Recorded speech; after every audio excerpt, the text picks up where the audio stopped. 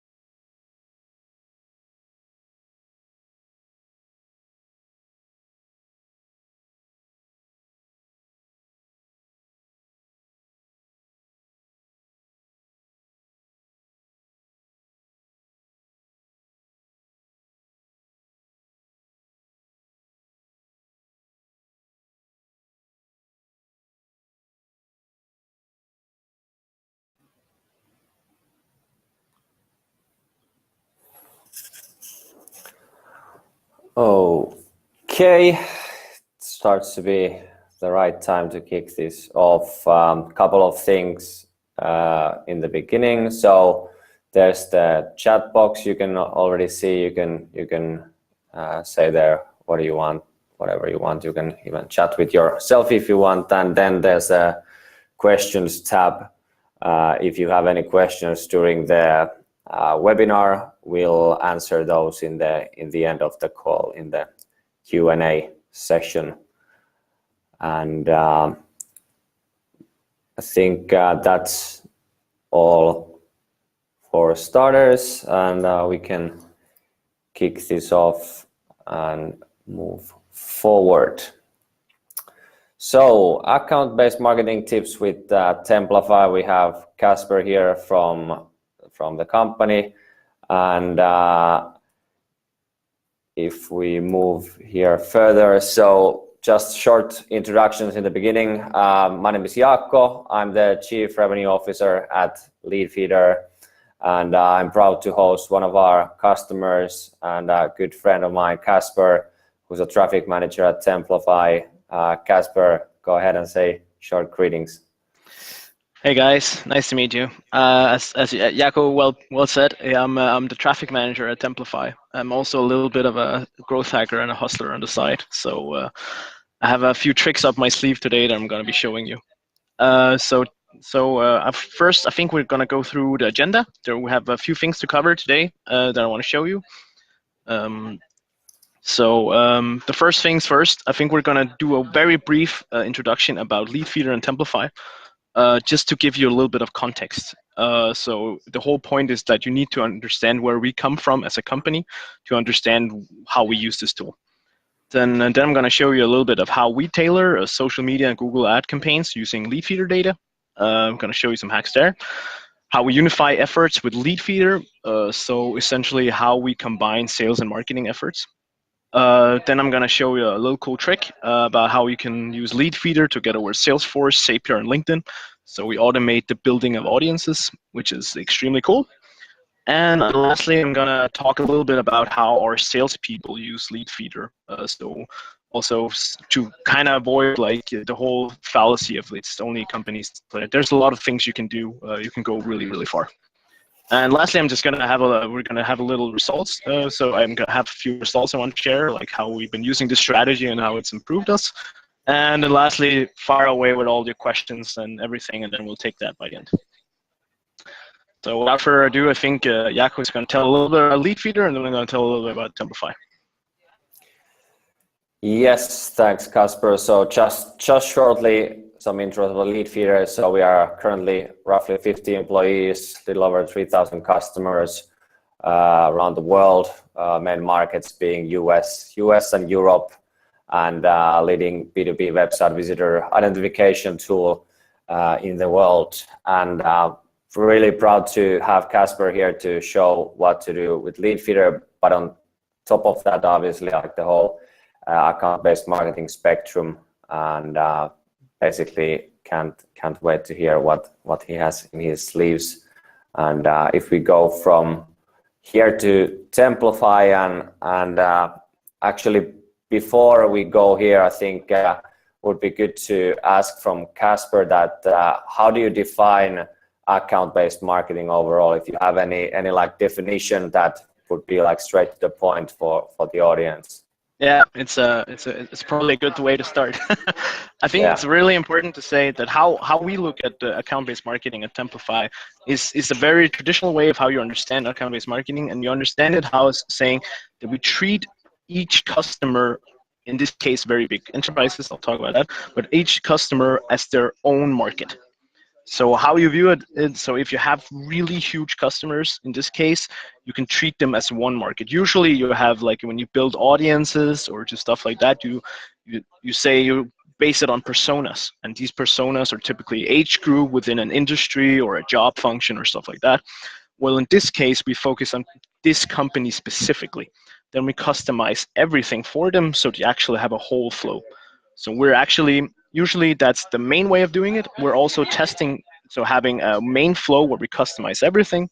We're also testing having other flow where we run same industries, but to the same small target audience, few companies, and then we run some tests to see how generic we can go without losing conversion rates. So that's how I view it essentially, and I think that's how most people view it. Yeah, that's a good definition. Definitely like remember, but yeah, go ahead so you can build the background story with the companies. So just briefly about Templafy. Today we're 87 people. We were 50 people at the start of the year, so we're growing extremely fast. We have 220 customers. We're operating globally from our head office in Copenhagen, and we consider ourselves the leading template management system for enterprises. I just want to just to give a little bit of context of how we operate. I just want to show a little bit of how it works. So essentially, Templafy solves what we call document anarchy. So inside of all your Office platforms, Word, PowerPoint, Excel, even your Outlook, email signature, there's often people have a hard time controlling brand logos, fonts, and distribution of these things. So what Templafy does is it helps your employees keep all these things on brand and compliant at all time. So we have 6 different modules, and this is where it's interesting, and this is why you need to know this. So we have library, dynamics, builder, brand checker, email signature manager, and administration. So essentially, these are all different modules that the companies can be interested in, which means that we can be extremely focused in what we talk about to the specific customers. So that's essentially what you need to know here. Okay, so let's get to the fun part where we start actually showing some things. Here, so let's start with the first thing we do. So how do we tailor social media and Google ad campaigns using Leadfeeder? One thing that I find extremely powerful that I've been using a lot is that you can identify interest patterns. So I hope you can all see the picture here. It's a little bit small, but I've tried to highlight the important parts. So this is a company who's visited our site. They came through Google. They had a search query called template software, which is of course pretty relevant in our case. As you can see here, they looked at a lot of pages, 12 pages, and had a length of 9 minutes. So pretty long. They spend a lot of time on our site. The important part is, as you can see here on the right, they shopped around a lot. They looked at a lot of different things, but you can see a pattern where they looked at brand management software and they looked at template management, document content management. Those two things are kind of close in what they talk about. So we focus on brand management, how you distribute content within your organization. With those two things, we actually get a lot of information on what their compelling event is. So that usually when people look at this, they're either going through a rebranding process. That's usually the case where they like making a new logo or something like that, and then we can apply it there. Or they're going some sort of order process. So what we do is we match that company in with the compelling events here that we have, these marketing events, and we set up Google Trends. That's the easy part. So that's the first thing we do. The next thing we do is we set up specific campaigns targeted towards this company. So here I've tried to blur it a little bit because I don't want to give away the companies, but you get the picture. So here, and this is a targeting audience from LinkedIn, for instance. So in this case, we had them this company visit from New York, and we could see they were based in New York. And then we said, okay, if you're based in New York and you're looking specifically at these things, I have a strong, and we're making an estimate here. It's not, can never be perfectly sure, but we have a strong feeling that you're interested in something that you work within marketing, media communication, and sometimes project management. So we target the company, and then we target their specific function. And in this case, we get so few people that we actually hit them extremely narrowly. So we can be really, really specific about doing this. So now we're hitting the right people, and now we can actually move on to be even more specific. It's one thing I want to add is with LinkedIn, when we use LinkedIn a lot for this because it can be very specific, is that you need to have at least 300 people in your audience to actually target them. So it needs to be some, like the companies you're targeting with this, I would recommend at least that you need to have some sort of value. There needs to be a certain value amount to them. You can't just target my neighbor because you think he's cool. Like, I'm not sure that's gonna give you a lot of money in the end. So I definitely recommend having some strong focus on larger. And it's okay to be a little bit broad because sometimes you want to get stakeholder buy-in. Which means that you just target these companies, and then you make sure that even the lower levels are also a part of like the whole buy-in process. So that's the next step I do. Then we start to tailor it with specific ads on the different platforms. So in this case, we have the information that people are interested in brand management. That's what we saw. So I made this a little bit of I call it a little passive ad because you can be way more aggressive, but this is just to showcase what's possible. So here we talk about a successful tool for brand managers. And we talk about on-brand documents at all times. So these are things that work for brand managers. This is what they care about.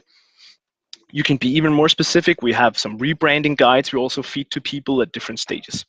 So you can be extremely aggressive. I just want to give one warning though, be careful with using company names. Like if you're targeting a specific company and you use their name, especially larger enterprises, they can be a little MC about this part. So yeah, don't do that too much.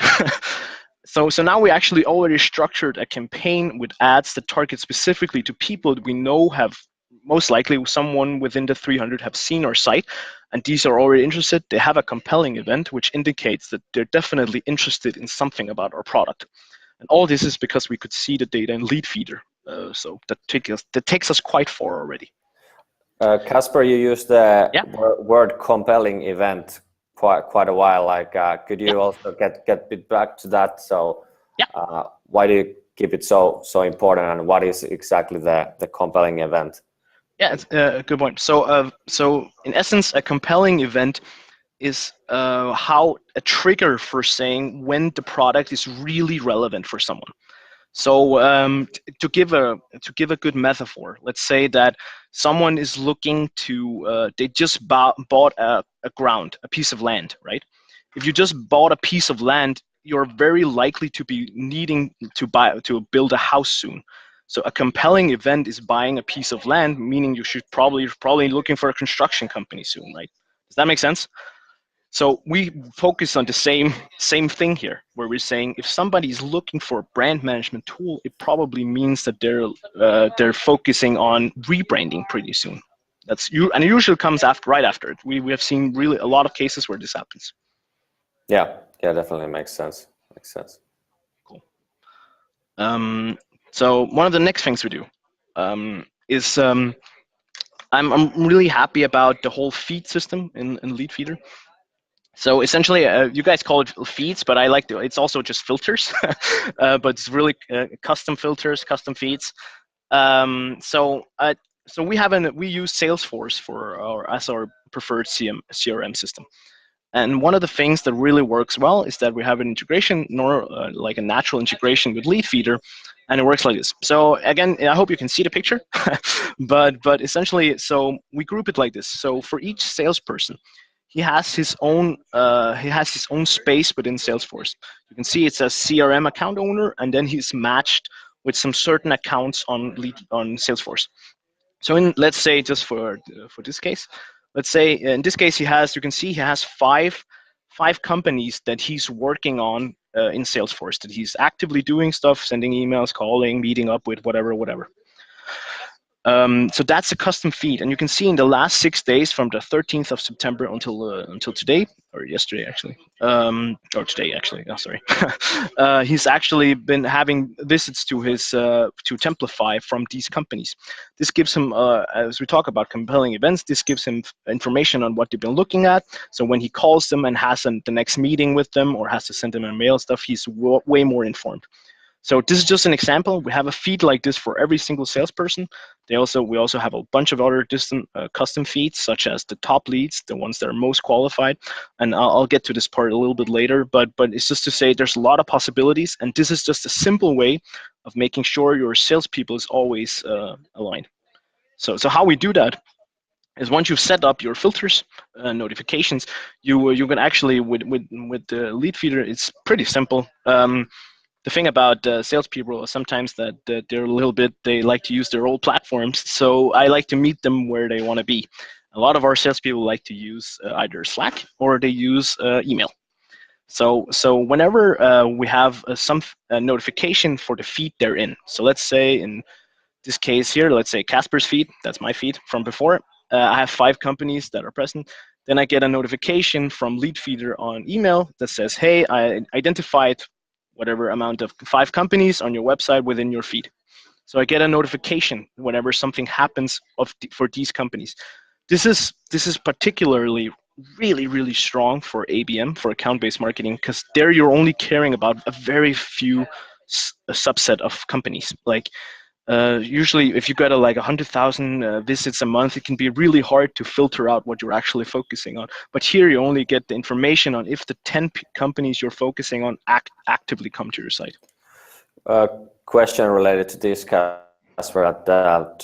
How do you separate those that you are already talking with, for example, from the sales person's point of view? So those companies that they are already connected to, and then the possible new companies visiting their site.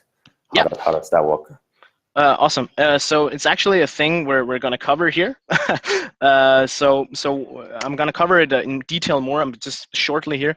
So one thing you can do is, if it's there's something called, if it's already connected to Salesforce, already moved to Salesforce, then that's a list in itself. So we made a feed that says if they're already present in Salesforce and we're already working on the accounts, and that's one list. And then we have a list that says these companies we're not working on and they're qualified. But I'm going to talk about that a little bit later, so you can get a feeling for that. Yeah, great. So they get 2 notifications, one in Slack and one in in their email, and it works. What we have is we focus on their specific ABM list and the top leads. Top leads is what I call the most qualified within the last day that we're not moving on. These leads, as you mentioned, Jaco, leads that we have identified that have been on our site, that have the right company size, right industry, and all these things that we're not actually actively engaging with at the current time. So let's move on. So one I want to show you guys a really cool thing today. So one thing, so Zapier is probably it's top 3 of my favorite tools in the world, together with Leafeeder, of course. But one of my favorite tools is absolutely Zapier, and Zapier is really cool for a bunch of reasons. So just to give everyone a recap, if you don't know Zapier, so Zapier is essentially an automation tool that helps connect data between platforms. So if you have a platform or a tool such as Leadfeeder and you want to connect that data to something else, so you want to use that data, then Zapier is your guy. There's not a natural integration, Zapier is usually the one to fix it. So what you can do is then we set up a Zapier integration that says whenever some new lead feed leads, I don't know if you can read this, guys, I'm just going to say it out loud, but whenever a new lead feed lead comes in on this specific feed, and this feed in question is the feed where there are 500 plus employees and they're not connected to our Salesforce. If they're in that feed and then we're not doing anything about them as it is, then they're sent over to a Google Sheet, and it looks a little bit like this. Or have qualified leads from Leadfeeder that are not yet in Salesforce. Huge list. You get company name, city, country. Can't even read it here. Industry, website URL, where they've been, page views, all these different really cool things. So now you automate that part, and you get all this information, and this is updated regularly every day. Whenever there's new companies that come in that are not in Salesforce, but here. So some people, if some of these probably work in marketing, if you ever worked with retargeting before, then this seems a little similar. Because essentially those people are sometimes, if you exclude your own customers, then those people are what you hit with retargeting as well. So here you actually get it filtered out, and that is really powerful. So I want to show you something, because now we take it even a step further. So let's say here. So what you also can do, and once we have the Google Sheet, then we can use it for the different platforms. So one of my preferred platforms for account-based marketing is using LinkedIn. So I have LinkedIn send, or not LinkedIn, I have Zapier send it to Google Sheets, and from Google Sheets, I put it into a simple CSV file, just like the one you can see here. This is a basic template where it says company name and company website. So you automatically put the companies from our Google Sheet into a CSV file, and then you send it to LinkedIn as a matched audience. So everyone can see here, it's super simple. It's very easy, and there's even a Zapier integration where you can the whole process is automated. It's really cool. So essentially, how it looks like in the end. And then you send it to LinkedIn, and then you have what we call the list audience, or a matched audience in LinkedIn. And you can see here that I have something called a BM account pool. I have a bunch of different lists on different profile stuff, but this is just to show you one of the lists, one of the profiles. And here we have an account pool where they match rate, so they match it based on company names. So the company names are matched, and then you use these audiences to target, and then we can use them specifically. And this is all automated and all updated all the time. Do you use only LinkedIn for the targeting, or how does it look with other platforms possibly? So we also use Facebook, but the thing about Facebook is you just have to make sure that the company is big enough. Like that's usually the first part for me, at least, is that it's easy to target a company if they're large enough, because then you can target them based on companies. So I use Facebook too, but Facebook is not our preferred platform for Templafy. That doesn't mean that people shouldn't be using Facebook for what you do. Like, I really recommend using Facebook if you have another product, if you're focusing on something else. It's really good for that, and it's really good for lead generation in some areas. But for us, it makes a little bit more sense to use LinkedIn. So that's the case I went with here, but you can absolutely use Facebook, and you can't use the company strategy that I'm using here in the same way, because you just have to target based on what company people work for. But you can get pretty far with that. Yeah, exactly. Here's one of the end spots. I want to talk a little bit. This gets a little bit fluffy, so but I hope I can make it valuable to people. So one of the things I try to push, at least all the time, is that we have 3 things we care about. when we use Leadfeeder with our salespeople. We use compelling events. I've talked about this part. So when we set up Google Trends and then we track it in Leadfeeder and make sure that these actually match with the Google. I'm going to cover that. So how we actually match that part. Then we focus on the sales pitch, where the people in our sales organization, so the guys in here, sitting over here, they use it for the sales pitch, because now they know that people are looking at brand management tools or something within brand management, so that's something they can talk about. And then we use it in our cold emails. So if they send a cold email to one of those on the list that have never been targeted before and are now being targeted, they can send a cold email to them and use the information they have from me. This is really valuable and often takes people quite far. Related to kind of this point, when you move from marketing to sales and in general, like when we look at like maturity levels of account-based marketing, that do you, for example, have shared goals for both sales and marketing team, or how does that look? Yes, absolutely. So especially, it's funny. So for a lot of the other activities, of course, I just want to state that of course we work as a company, but we have one joint goal, and that's succeeding. But it's important to say that for ABM is actually the process where we work together the most, because here we set up automatic notifications when a prospect moves along in the process. So let's say that someone has had the first meeting or a first demo, or they've signed a contract, or all these things. Then we move them along the chain, and then we adjust our marketing efforts according to what the salespeople feed back to us. So there's a very strong loop of information there. So that's really important if you want to succeed. I think a lot of people have treated as silos when they do this the first time. We treat it more as a loop of feedback between the people. Yeah, I think that sounds like really powerful way of doing it, and constantly improving that way. Yeah. Maybe like related to that, talking about like a full digital funnel of ABM, and then especially when you are focused on especially enterprise size companies, that how do you use like offline in the part of that process? So bringing the analog on top of the digital funnel. So do you do any like events and combine that with what you do through online channels? Yes, not that much, but a little bit. So I one thing I do is that I use something. It's actually related to. I can see Amal raised a question here about Google Ads. One of the things I do is I use something called custom intent inside of AdWords.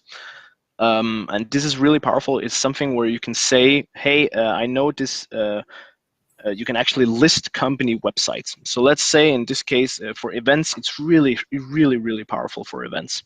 So for events, you say, okay, let's say everyone who's interested in on-brand, the Finder event, I think, on-brand, or inbound, the huge marketing event.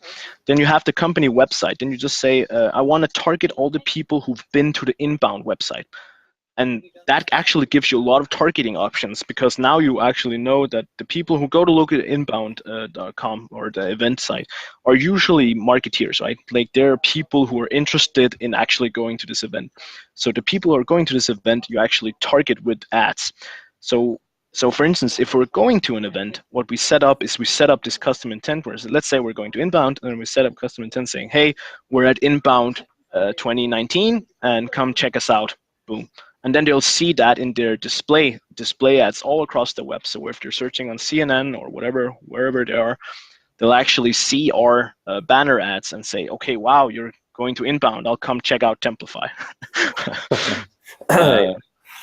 Yeah, that was an excellent example combining the ad manager too. And as Amal asked, like you spoke about that a bit earlier, and probably have even more tips and tricks related to it. Yeah, I think custom intent is the best way to do it. So you can utilize the sites that people look on. Yeah. So because then you can actually focus on what they're interested in. Also, there's it also goes along the way with taking some of the backlinks from your competitors and using those for display advertising. I think that's also like something we do, and you should also be doing that. It's essentially just very briefly, 10 sec. It's just you export backlinks from your competitors, and then you say these are the places where they have display ads. Then you export all this and you put it in as an audience inside of Google Ads, and then you use that to use your display. So whatever they're ranking on or being shown on, really cool sites, referral link stuff, you can get shown on that too. So yeah. I bet that was a good tip for many. So. Yeah, I hope Amal at least got something out of it. Okay, let's move on. So just for the end here, I just want to talk a little bit about what we got out of it. So typically when you deal with ABM, and this is also something we've seen initially, but we managed to change that quite a lot actually, is that you see a high cost per lead for doing account-based marketing. And that's because you're targeting a very narrow audience, and usually you're also targeting you're also targeting an audience that is very sought after.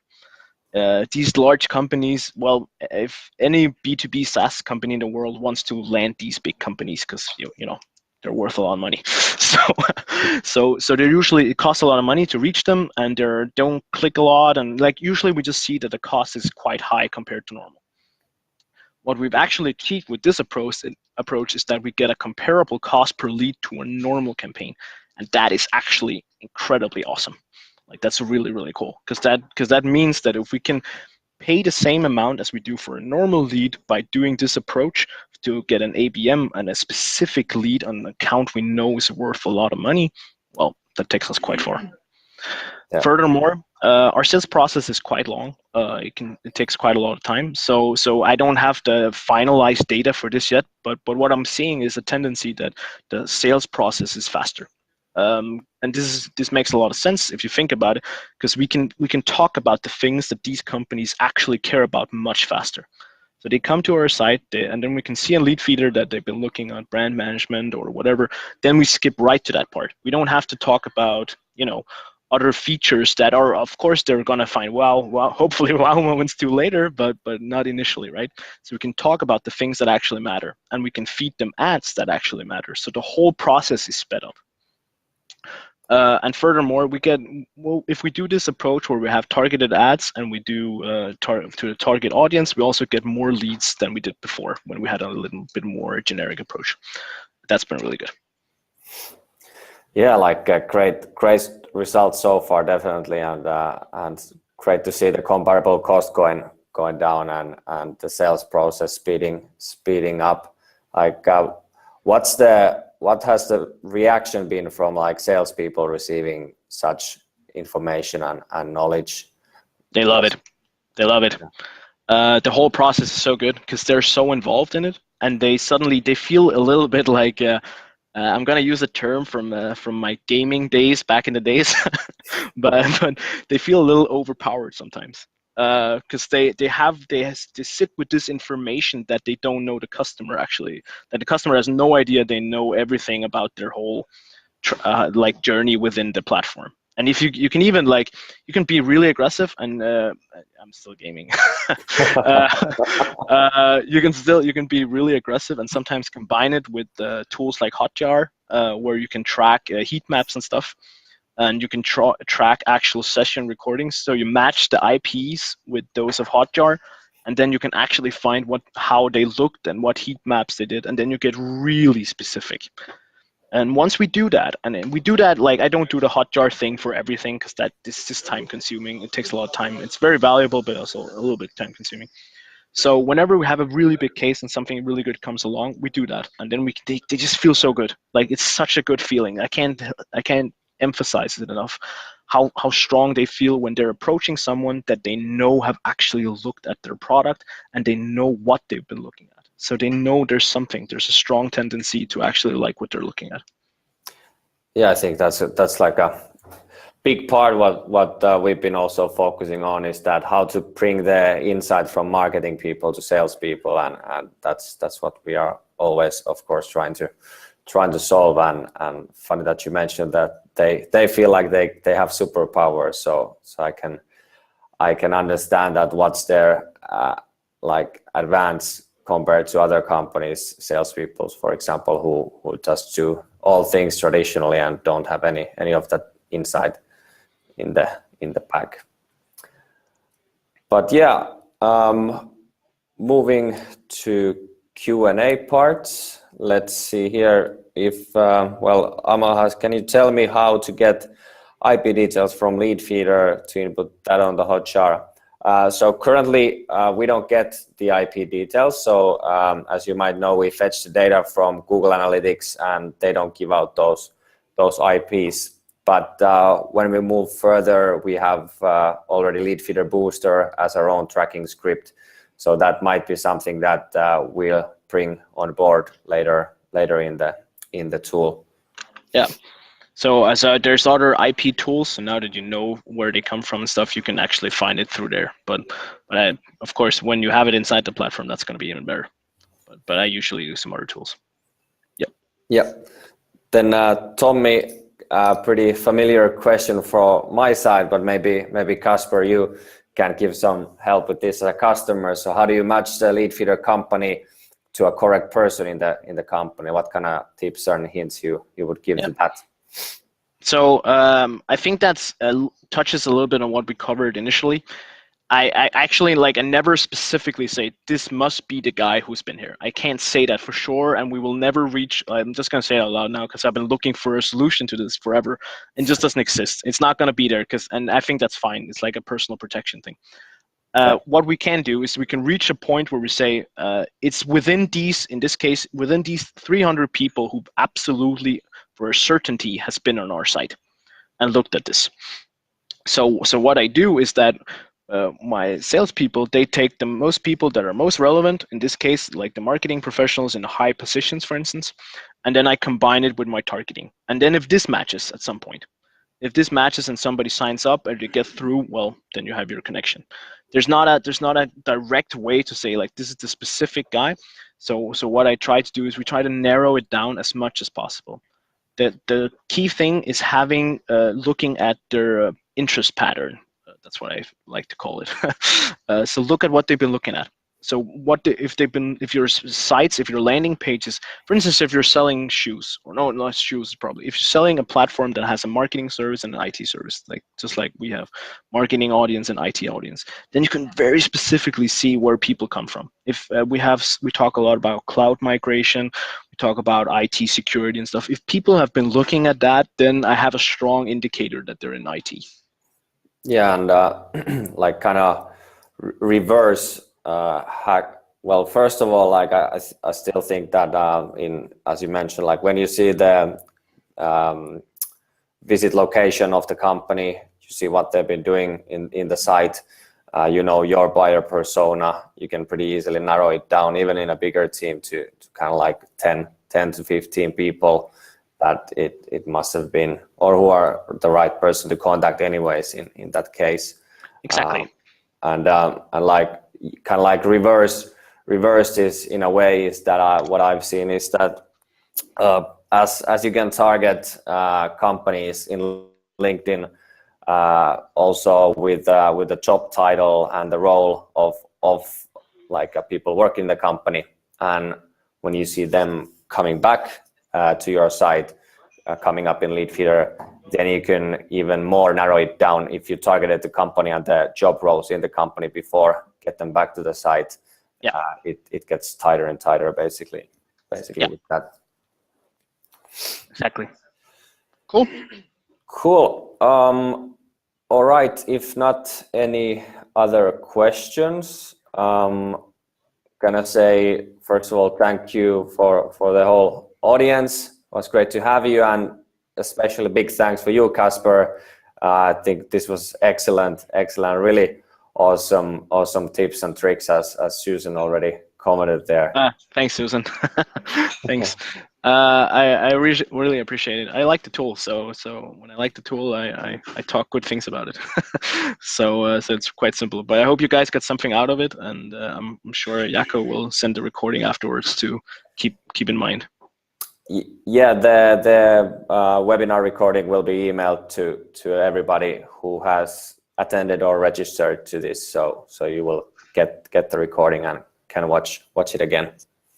Cool. But yeah, all right. Thanks everybody, and have a great day and great afternoon or great evening wherever you are, and let's be in touch soon again. Thanks, Jacko. Thanks, guys. Thanks, See ya. See ya. Bye bye. Bye.